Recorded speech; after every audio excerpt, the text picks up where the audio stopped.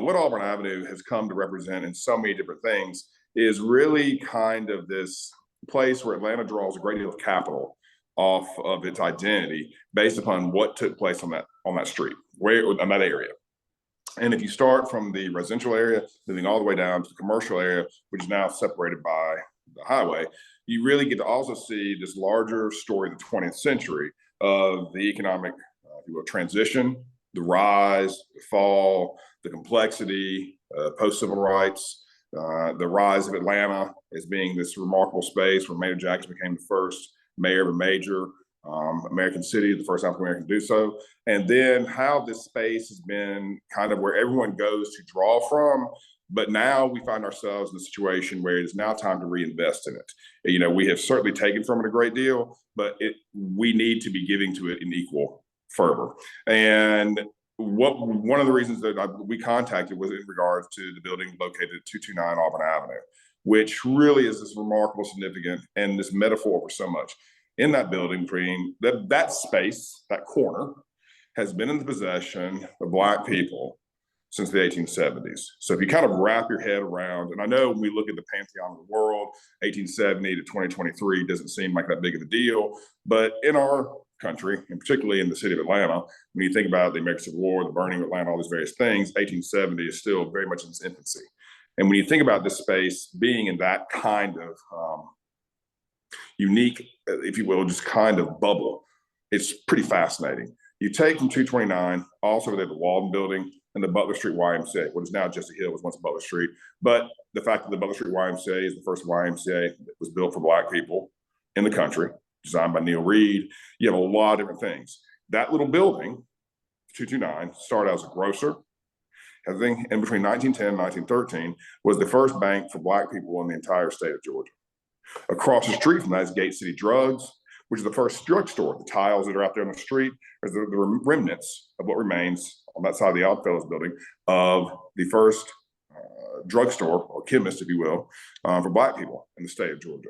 There's a lot of things happening, and we have these particularly unique artifacts of that experience through these buildings, through these spaces, and through these structures. And Auburn Avenue is really a rich catalog of this. And even with urban renewal, challenge, people's perceptions of what a community is based upon economics and all these various things, it doesn't change what it is. And I think so often that is the conversation that is absent. And in a city that is so comfortable with real estate being this kind of permission to do a number of different things, that cultural narrative is sometimes either buried or lost in some of these transactions. And the relational component, the things that we see ourselves as people from Atlanta, who live in Atlanta, that relational component becomes, if you will, suppressed by the idea of the sense of what we can and can't do. This idea of, if you sort of have economic freedom, because Atlanta represents so many different things in that platform, that it's difficult to kind of govern it. Auburn Avenue, since the late 70s, has lost almost 47% of its original fabric. So we are now in a situation where if we continue to lose the historic fabric, continue to lose these buildings, we're going to arguably lose our National Register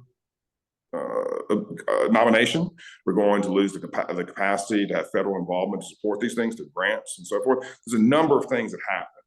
And at a certain level, what's also transitioning, which is uncomfortable for a lot of people, is the fact that Auburn Avenue inherently becomes, anyone who claims to say Atlanta is their home, then Auburn Avenue is their responsibility in some way or another.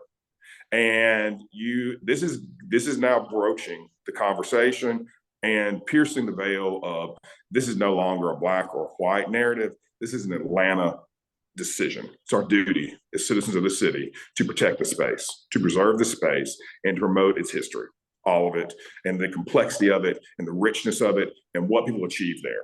And so 229 really captures, in so many ways, that thing. Because when you look at the fact that men and women coming out of very complicated backgrounds, utilizing the space, being the springboard, Heman Perry, these lions, Alonzo Herndon, these people who really came forward.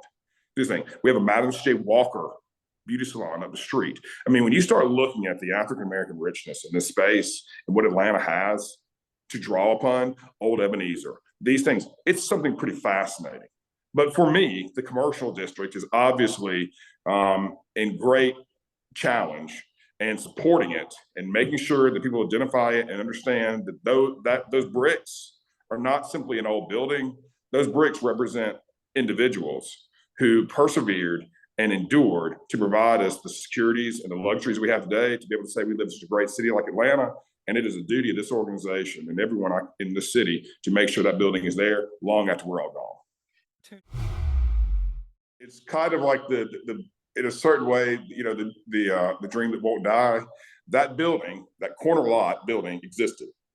When Herndon took possession of that property and started to build there, he enveloped that building. And so, if you will, it became consumed by the Atlanta Life Insurance building. When the tornado came through in 2008 and took out the Herndon building, it then, if you will, revealed this original corner building, which was again absorbed into it. So all of a sudden, it's a kind of a great way in a tragedy of losing one building, we rediscover a piece of another part of the story. And of course, you have the Gold Dust Twins on one side of this, which is a complicated component of the history, which but again, it shows the layers, the complexity, and it really all of a sudden gives this building that many people would look at and think is dormant. It gives it much more, it's breathing. The fact that you have these components of the old Herndon building that are still holding the building up and doing certain things, all of these visual metaphors that say we will, we shall, and we can are encapsulated in that space. And to say 229 Auburn Avenue is a big deal, again, is huge. You take that, you spread out on Auburn Avenue. You go up to Prince Mason, where you have the Master J. Walker. You go down further, where you have Constellations building, which Gene Kansas has done. And also you have the Herndon buildings, which are owned by HDC. These things, they're all these very complex ways of speaking, because everyone wants to do arguably the right thing. Everyone wants to be a steward of their space.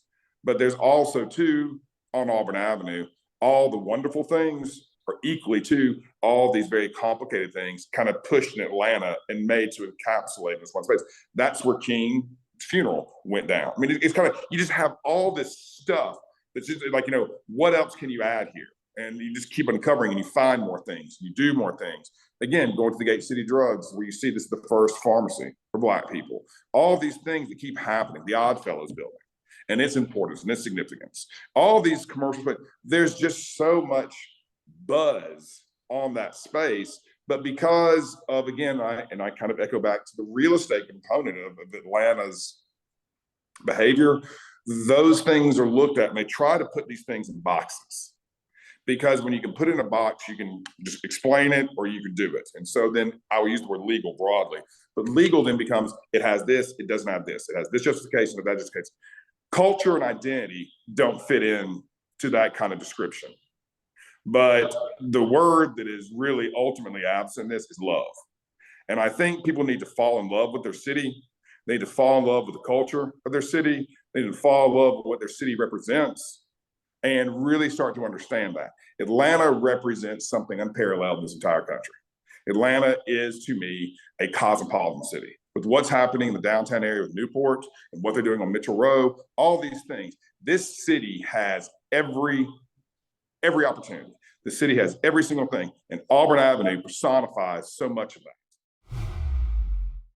Predominantly positive and cautious.